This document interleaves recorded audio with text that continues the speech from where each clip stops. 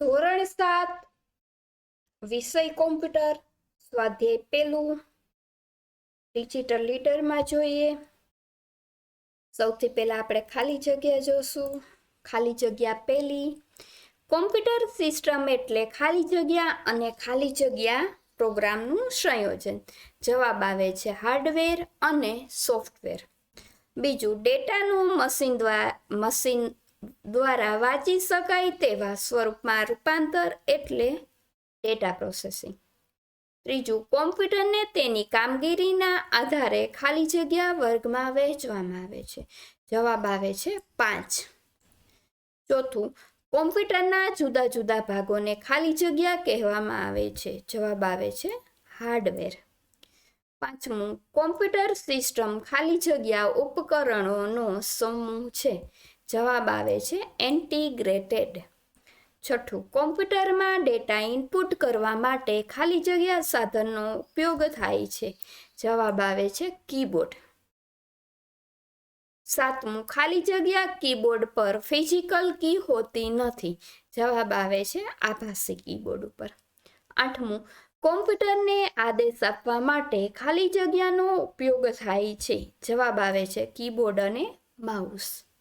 નવમું, ખાલી જગ્યા ડિવાઇસનો ઉપયોગ ગેમ રમવા માટે થાય છે. જવાબ આવે છે જોયસ્ટિક.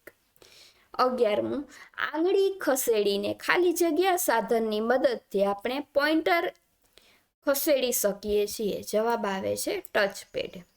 11મું, ઉપયોગકર્તા દ્વારા આપવામાં આવેલ કમાન્ડ પ્રમાણે ખાલી જગ્યા સાધન કાર્ય કરે છે. જવાબ આવે છે CPU. 12મું, ખાલી જગ્યાનો ઉપયોગ કરી આપણે સીધી જ સ્ક્રીન પર દોરી શકાય છે. જવાબ આવે છે લાઇટ પેન. ત્યારબાદ ખરા ખોટા જોઈએ. એમાં પેલું ખરું ખોટું જોઈએ. સેન્ટ્રલ પ્રોસેસિંગ યુનિટ એટલે કોમ્પ્યુટરનું મગજ. જવાબ આવે છે સાચું. બીજું, CPUને 3 વિભાગમાં વહેંચવામાં આવે છે. જવાબ આવે છે સાચું. ત્રીજું, ALUનું આખું નામ એરિથમેટિક એન્ડ લોજિક યુનિટ છે. જવાબ આવે છે સાચું. ચોથું, મધરબોર્ડ કેબિનેટની બહાર આવેલ સર્કિટ બોર્ડ છે. જવાબ આવે છે ખોટું. પાંચમું, હાર્ડ ડ્રાઈવ કોમ્પ્યુટરના બાહ્ય સ્ટોરેજ ડિવાઇસ છે જે આપણા કાર્યને સંગ્રહિત કરવા માટે વપરાય છે. જવાબ આવે છે સાચું. છઠ્ઠું, કોમ્પ્યુટર દ્વારા આઉટપુટ જોવા માટે મોનિટરનો ઉપયોગ થાય છે. જવાબ આવે છે સાચું. સાતમું, LCD સપાટ સ્ક્રીન મોનિટર છે, પરંતુ તેમાં LCD કરતાં ચિત્રની ગુણવત્તા વધુ સારી છે. જવાબ આવે છે સાચું. આઠમું, પ્રિન્ટર કોમ્પ્યુટરનું આઉટપુટ ડિવાઇસ છે. જવાબ આવે છે સાચું. નવમું, લાઇન પ્રિન્ટરના 5 પ્રકાર છે. જવાબ આવે છે ખોટું. ડ્રમ પ્રિન્ટર એ ઇન્કજેટ પ્રિન્ટરનું મોટું સ્વરૂપ છે. જવાબ આવે છે સાચું.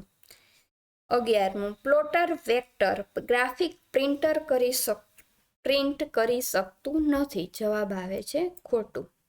12મું, સ્પીકર્સ અને હેડફોનનો ઉપયોગ કોમ્પ્યુટરથી ઉત્પન્ન થતા અવાજને સાંભળવા માટે થાય છે. જવાબ આવે છે સાચું.